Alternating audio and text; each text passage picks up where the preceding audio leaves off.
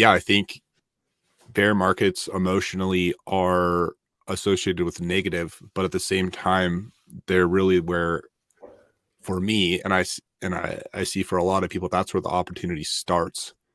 You can't sell high if you didn't buy before then.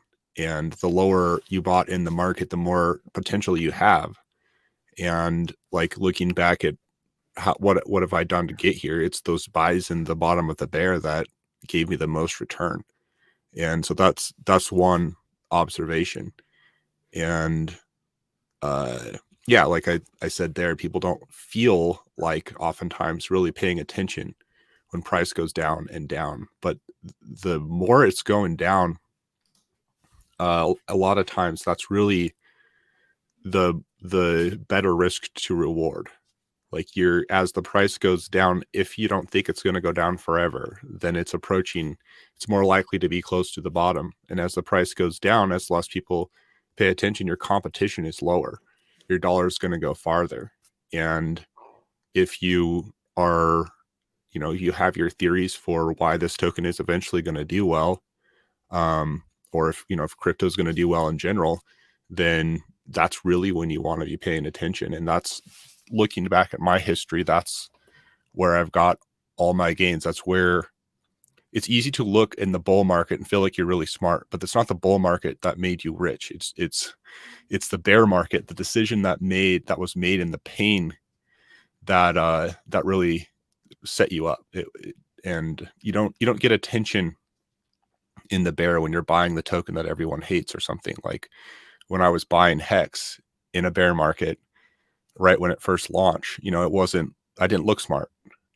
But at the same time, that's what I would tell other people is, this is when you can make that pain trade and have a real chance of actually having something to show for it.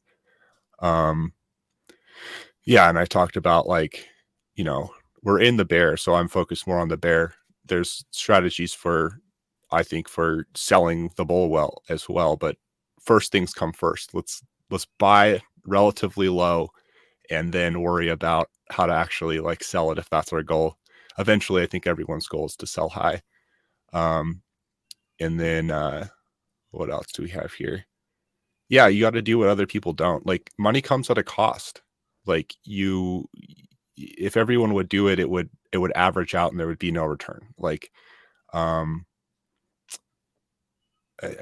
think that's true. And in crypto, for me, the biggest cost has been buying into fear, basically. And then another observation to me, the ability to buy into fear is when someone says that statement to me, it sounds like it's just like an emotional feeling, like, oh, I feel the emotions of the market, I'm just going to do the opposite. But that's not always the best thing either. Like a lot of times the market isn't a fool. And in order to contradict them well, I think what you need to have is a good explanation. And what's going to enable you to buy into fear or to hold or both is if you believe that your token or whatever you're investing in is going to come back. And that doesn't come from just emotion. That emotion comes from your view of reality. And so you need to have a theory and a belief that sustains you through the hard times. And so focusing on what is your theory, building that up is really valuable. And so what can happen is a lot of people just listen to some random person talk and buy it because that person says, and their ability to hold is really related to their belief in what this person said. And that's usually leads to weak beliefs. And since they don't have understanding either, they don't know how to tell if that project's actually failing or not.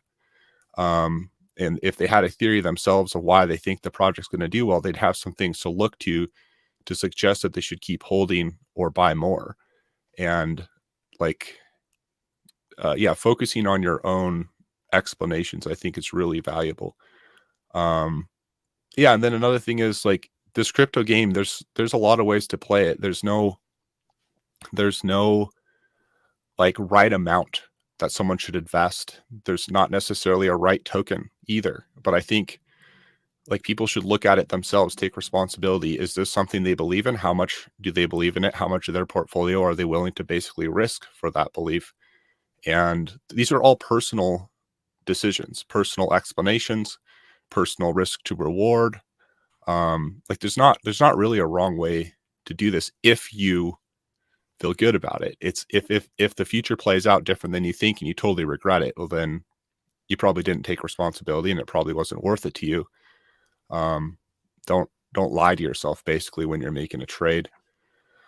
There's lots of unknowns in crypto. Crypto's massively volatile, and it's a relatively speculative game. And to me, speculation is basically if I say that a token's speculative, it's basically saying, admitting ignorance on my part. It's only speculative because I don't know.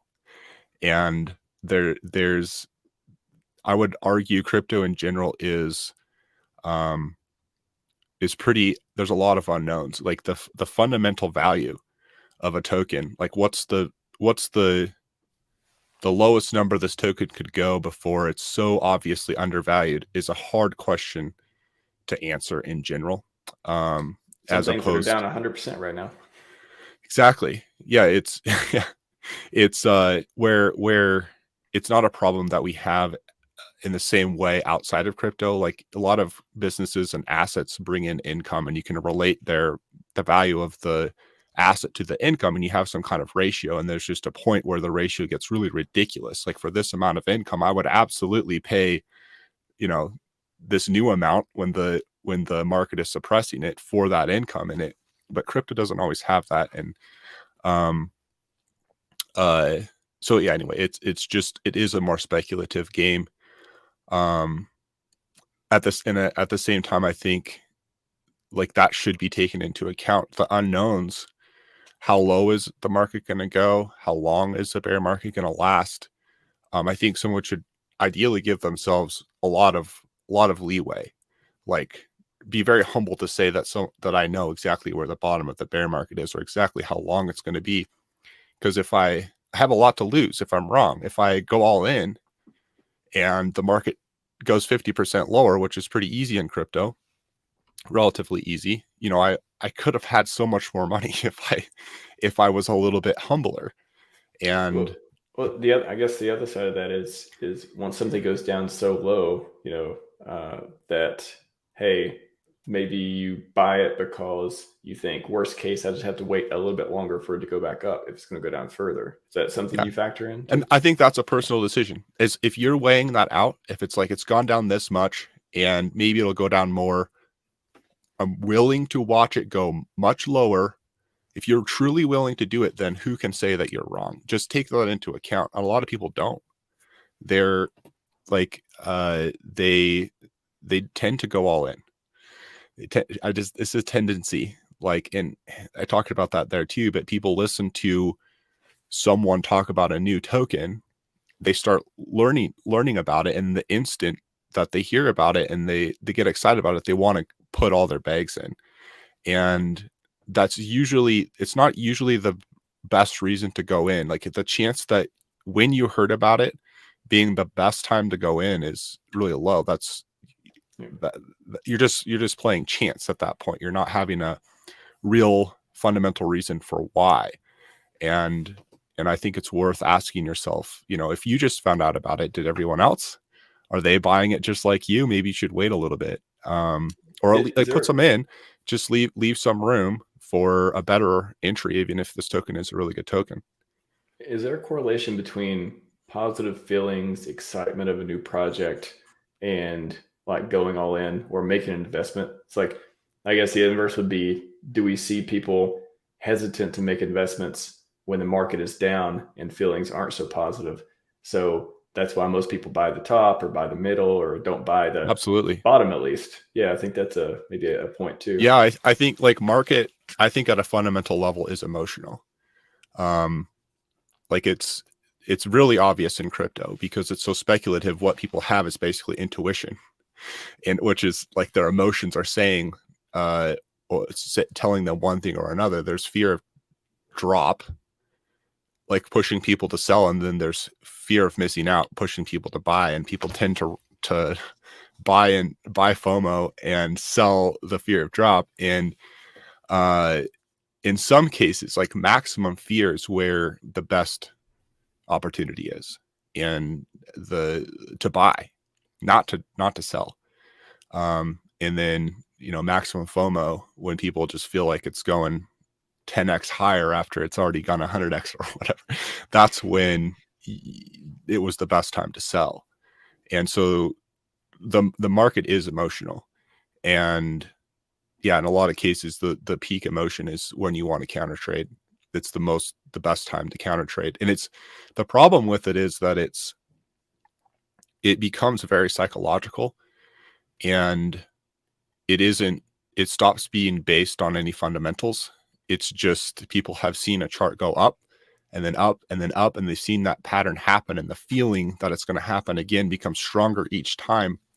And it's hard to know when that's going to end. And it's hard because it is just emotions. And as soon as some bad news comes and that trend stops, it has a long way to go down. And that's why dollar cost average, to me, dollar cost averaging is an admittance of ignorance. I don't know where the top is. I don't know where the bottom is. I can average those out. I take responsibility for the fact that if I'm averaging in, I will never have the perfect buy. If I'm averaging out, I will never have the perfect sell, but at least I can average those out, because I already know I don't know where the bottom is. So then the next question is, how can I win without knowing where the bottom is to buy? How can I win without knowing exactly where the top is? Well, I can average that out. At least I'll have an average and a chance of averaging a good sell and averaging a good buy. And I kind of like, ideally, I've taken accountability for what I know and what I don't know, and I feel good about trying to act the best I can with my current explanations and my own ignorance, taking that into account. And it's so far worked well for me. I think DCA is way better than diversification. I think that's, everyone's like, oh, when you don't know what you're doing, you should diversify and not put all your eggs in one basket. Then you have the other side of diversification means you don't know what you're doing, and maybe you should be diversification is a hard one to be, because like diversification is a similar foundation to dollar cost averaging. It's the foundation for diversifying is I don't know, so I'm going to spread out. The problem with that is, or one problem I see with diversification is that's different from dollar cost averaging. Dollar cost averaging, you can still put all your focus into one thing, master that thing, spread out your buys, focusing on the one thing. But as soon as you diversify, now you spread your focus out among two or multiple different projects, and your ability to play those projects well is now lower. And there's only so much focus we have, and focus is another leverage. Like if we can understand one game very well, in a lot of cases, you're going to do better than playing multiple games, mediocre. And it's not like I'm against diversification, but I do think that it is a side effect to diversification that is really worth counting the cost for. And I just think it's true. And there's different kinds of diversification, because you can play a game that's active and master that game and have passive games on the side, so they don't take a lot of focus, but they're uncorrelated from your active game. And that way you're diversified, but you still have your focus. And I think that's kind of how I think of real estate for myself. It's a more passive game that I can set up on the side and keep my active game going. It allows me to focus on this other game. Yeah, I think when I talk to all kinds of people, and of course, being RHMaximalist, I've placed my bets are in this ecosystem. I don't want to diversify across crypto ecosystems. However, there are a lot of correlated and positive feedback loop products within the RH ecosystem outside of the blue chips that are really special. Hedron, of course, is the one we've talked about a lot. And Yeah. I just think that, yeah, being able to diversify some within then, but also it just doesn't make sense. For me, it's I have a limited amount of consciousness. And when you're trying to go out and learn about all these new products, all these new things coming out across ecosystems, to me, it's just much more simple, effective, limiting the amount of time and stuff you need to relearn. If you just focus on one ecosystem, mostly at least, for me, it makes things so much easier because now I know people in the ecosystem. I see their products coming out. I see how they're related, and everything kind of fits together and makes sense, or it doesn't, and I don't pay attention to it. So for me, it just helps me with my focus and helps me learn and go deeper in the products when I don't diversify, don't go in other ecosystems. I look within this one, and it depends on your goals too. Maybe if you're the type of person in crypto who is the money maximalist and what they just, you just want to be, I'm not saying, and I'm going to describe a few different personalities or personas, but they're not all necessarily related or similar. But if you're the person who just wants to get the quickest gains, you're looking for that 6-month pump and get out, get your 10x, get your 20x, get your 50x, whatever it is, and you don't want to play the long-term games, or you want to try to time the market, or you want to do all these things other than say, I'm going to find a good product. I'm going to put, my eggs in that particular basket, and I'm going to watch those eggs multiply with money printers. There's just so many reasons why the RH ecosystem and the products surrounding it, the ones that have, true value and just accumulate, like just yield bearing assets and tokens, and the people who are making this stuff, you see that they have a vested interest in making sure not only their products are successful, but the blue chips themselves. If Hex goes to zero, Hedron goes to zero, and a lot of other stuff does too. PulseChain goes to zero. Oh my gosh, look at all the the 100+ products that are not going to do so well. They're going to have a major pivot, and that's going to hurt a lot. So once you get people so invested in the blue chips that they're making products that are complementary, that they want to make you play healthy games, to me, I want to spend my consciousness where it's going to be most effective. I'm going to take my money where it's treated the best, and that is this ecosystem. Best one I've ever seen. I've been around in crypto since 2016. This one is by far the best one. Yeah. I mean, it's the same thing. I don't want to pretend to know what's going to happen. I still feel Hex is the best risk to reward personally for me. It's the most likely to come back after the bear market, because there's a lot of long shots. That's like, if they come back, they could go very high, but the likelihood they're going to come back is hard for me to bet heavily on. But Hex has a pretty awesome ratio of in my opinion, a relatively high likelihood of coming back and having a good return at the same time. And yeah, Hex is currently my best risk reward play. And another thing I feel like might be worth mentioning is like if you get one of these right, at least historically speaking, basically if you buy a good token in the bear, like that's all you have to do. We kind of talked about this earlier, but you can have a very good reward from that. And it's a bummer that people waste so much focus, chasing random projects. Like, try to get one good project, find, like, put your focus there. That's all you have to do. And you can just focus on that one thing, buy it at a good time, and sit back. And it's as if they need more. And like, the potential for just that alone is so high. You don't have to add more risk than that in and start adding these short-term games. And you already have so much potential relative to the majority of the outside market outside of crypto. I feel like people add risk unnecessarily, and they're just taking their percent chance of an actual really good return down by adding so many extra unknowns onto their game. There's people screaming at you right now, but there's all these extra tokens. There's this new project coming out, but what if it goes to 100x? And I would just say too that what if it doesn't? What if you take your money out of one and it goes to nothing?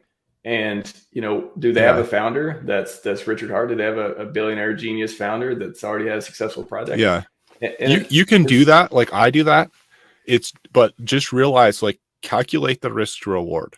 People don't, and I'm speaking for myself, it's easy to think like, oh, if this does 1,000x, well, then I have this much money, and not calculate the likelihood of that relative to some other plays, and put too much money there. And then also you're diverting your focus. Like, are you going to now follow this project and keep up with it well enough to know that, wait, now enough stuff has happened for me to see that this 1,000x is very unlikely? Like, are you going to follow it well? You can do it, but I would just calculate the cost and make sure that you're not really lying to yourself, and that the relatively confident play that still had a good reward, a likelihood of a good reward, you're not giving up for, you're playing Russian. You're putting all your coins on one blackjack number. Like, yeah, you're going to have a ton of money, but the chances are so low. Like, you don't have to play that game. And like, I don't want to gamble at this game. I want to have reasons why I'm doing it, calculate the risk to reward to the best of my ability. And I see so much potential return with a relatively straightforward, simple, kind of humble play. Like, yeah, you can make plenty of money. And I don't think people often allow themselves to settle. They see the 1,000x potential over here, and it's like a 1 in 100 chance, where they have a 50 or a I don't know, 80 or 90% chance of a 10x or a 20x over. Like, I don't know. It's just, yeah, people can do whatever they want. Just make sure that you're counting the cost. And a lot of people lose. So just make sure that if you're playing the game the way that a lot of people lose, know that, and be happy with it if you lose, because you made that choice. Yes. I've said this for a while too about airdrops. I think they are the carrot. They are to get you in, get your consciousness there. And there's a lot of airdrops for healthy projects, especially the ones that have positive price feedback loops with the blue chips in the RH ecosystem. But there's a lot of them that are they just want to get you in. Hey, you got to do this thing, free claim, or you hold this token, you get a free airdrop. And again, a lot of them are different. They're not all the same. Some of them are good projects. Some of them are unknowns. But I don't pay attention to a lot of airdrops because I don't want to separate. I want to spend the consciousness. Okay, now I got to go learn about it. Now I got to go to investigate. Now I got to do the risk reward, as you said too. And a lot of people, oh, it's free money. I'll sell it, I'm just investing in it. I'm just buying more. First of all, you're probably not going to sell it. If you do, you're probably going to, like, as soon as you start following, as soon as your favorite influencer starts talking about it, you're going to be in. Oh, this person's right. Oh, my guy started talking about it. I got to buy it back now. And then you're going to start putting in your profile, and now you're going to become part of that group of people pumping this token. Which, again, some of them have value, some of them be around for a while, and some are just not meant to ever do anything other than become a price chart of some sort that goes up until people want to decide to get out. So I think that the narrative is, oh, I'll just take it and I'll hold on to it, or I'll buy some more, and then I'll sell it and I'll buy some more hex. It's like it's almost like I don't know what to call it. It's like a virtue signal almost. It's like, oh no, I'm actually doing the right thing. And it's like, you're just gambling. You're just chasing the shiny thing. You're just doing the pump. It's fine. Just don't lie to yourself. You can do whatever you want. It's easy. And I'm speaking from my own experience to feel good in the moment and not later. And a lot of times it's because I'm not really telling myself the truth. I'm falling for a narrative that I want to be true, that even a part of me knows it's not. And that's where a lot of, like, that whole brain dump, basically, that this big tweet storm that we're looking at is, I think it's common sense.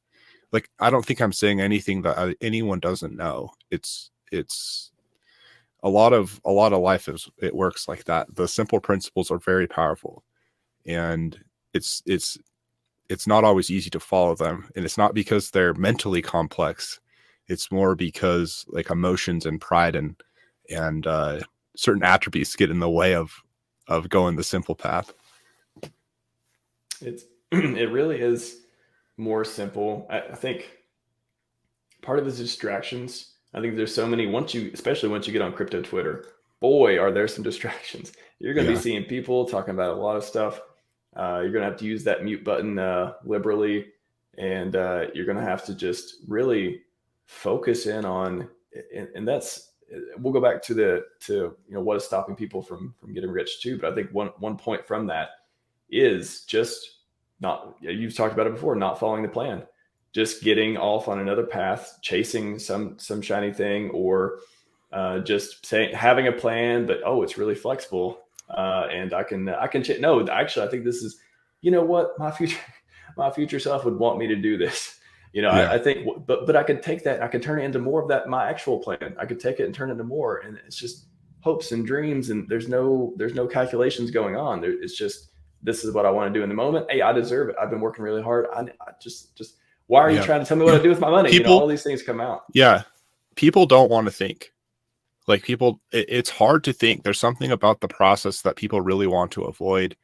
And even though there's the potential for something that people want, which is a lot of money, thinking is one of the things that really helps you get it. And in this massive, at least looking to the past, world of opportunity within crypto, so many people have, because of lack of thought, just wasted opportunity and lost lots of money. And it's not because they're dumb. They're smart enough. They're just gambling, and gambling is chance. It's not thought. It's not creating a real personal theory for how the world works and acting on that. But if you want to set yourself apart, it's another leverage that you can play. Like having a lot of money is a lever, it's leverage. But thinking, understanding a project better than someone else can help you see opportunity when they don't. It's a type of leverage. If you're willing to think, then you have more opportunity than otherwise. And if it's there for you, I think. It reminds me too of one of my favorite Naval quotes. Was it intelligence is you can base intelligence on if you get what you want out of life. Yeah, I agree. I think that's so true. That's like success. Like, did they get it? Were they really smart? Were they actually wise? Did they get that thing that they wanted? Like, exactly. It's so general. Like it's so general. And you can see, like, anything. I've seen that. That's one of the reasons I feel so confident. I don't know how much of it's coming across in videos, but intelligence alone, a high IQ. Like I've lived in university towns, and I've had, I would say, extremely high IQ acquaintances and watched them basically bring hell to their life. And the high IQ does not save you. The high IQ people fall for the same like personal issues that everyone else does. They can fall for pride. They can tell themselves, I've just seen this happen, like personal lies, clever lies. And they're able to create these clever lies because they're so smart. And the same principles that save everyone they need to cling to as well. And intelligence alone isn't what saves you. I've seen too many really high IQ people live in it, like you're saying, look at the results, live in terrible results. And a lot of it, they just lie to themselves. And don't cling to your intelligence as the thing that will save you. Use your intelligence. It's a great asset, but it's not in itself the truth. Another cop out too is I think a fallback some people go to is, it's just, they're about to make some decision that they don't want to think, as you mentioned, and calculate the risk reward. It's just crypto. It's supposed to be this gambling thing. It's supposed to be this speculative blah, blah, blah. wow. You just set yourself back. If you were ever going to be a millionaire in crypto, you just set yourself way back when you start treating it like that again. Yeah. So easy to Start fall into playing the that game trap. for real now. When you make money, then you'll know, you'll be ready to manage it well. Like pretend that your portfolio's, massive amounts of money and manage it that way. Is it that, if you could see a stack of $100 bills of all the investments you've made in crypto, you could just see a picture of it that's just shining on your wall all the time, versus, and maybe, I don't know, there's some technology, it's 3D, you can touch it or whatever, you can feel it, it feels real, versus just the digits on a screen, kind of like using credit cards versus using cash. Does it just feel that different? Is it easier to spend on credit cards because you don't see the money flowing back and forth, versus just gambling in crypto because they're just digits and you treat it as just a gambling thing anyways? Yeah, I think there's probably something to that. But that's another part of crypto too that takes a while to get used to, is the volatility. And it's another, I guess, cost to the game is it is volatile relative to other markets. You're going to watch your portfolio drop. And even if in the long term you're right, there's somewhere along the way where you're going to watch whatever high point it was at, it's going to drop. I guess maybe it's easier because it's just a number on a screen. I don't know. There was a point fairly early on when that mattered very little to me. Like I don't know exactly what it is. I think it's so core inside of me that is what I've accepted in order to play this game. I expect bear markets, I expect volatility, that it doesn't matter. It's like, well, this is just a point on the way to where I think we're going to go. I don't get too caught up in it, but Mission driven. I think that's a difference in thinking. It's mission driven versus, internet magic money thinking. It's do you know where you want to go? Do you have that plan? Can you zoom out and see what's going on instead of being caught up in whatever today's drama is? I think that distractions, again, just keep running through my mind on that. Yeah. Well, a few questions in the chat. I'll get to them in just a moment, but I want to wrap up on one other point, which is selling too early. So, yeah. For example, PulseChain sacrifice. If you put 10K into sacrifice and let's say it does really well in the first week or two, it does a 10x, 20x, whatever, and then you just sell. You're like, oh, well, okay, that's amazing. I'm going to sell it now because what if it goes back down? Did you take any steps towards financial freedom with that? Like, the amount you put in is so small that why should, if your plan is to be financially free, if you're trying to make millions of dollars at least, and you got some number in your head where this is going to get me there, why are you selling it right now? If you're trying to sell the dump and trade it in for more, well, now you're just gambling again. You're not even doing your investment thesis. So how do you feel about people? Well, do you think that's going to happen coming up? Well, I will just, so I could have sold, Richard Hart's sold on a double, sold on that could have been me and Hex. I remember 13 times, I believe. 13. When my wife saw that Hex did a 5x and she was like, we should sell. And then I talked to a friend and he was aware of Richard Hart too, and he never got in at the time, and he got in way later, and it was at a 50x, and he was telling me to sell, and that was way early on. That was during the adoption amplifier. It's the reason I didn't sell was because I'll say this too, maybe this is helpful.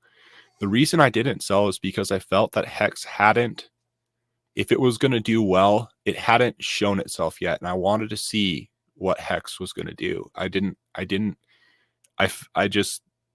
It didn't seem likely to me that if Hex was what it said it was going to be, that at that point in time, it had reached its peak price. And I'd already sold things too early. I sold Ethereum, all my Ethereum at $32 when I bought it at $8. And for example, and I'd learned, like, try to understand the fundamentals of something and use that as an explanation to know when to sell, not the short-term price. And so the same thing with Pulse, like, if Pulse launches and you're up, it is absolutely your prerogative and you have the decision. You can sell. Just cling to your own thesis. Like, do you think at that point in time it's realistic that that's the max pulse price will ever be? Maybe you should sell a little bit. Like, just think it through.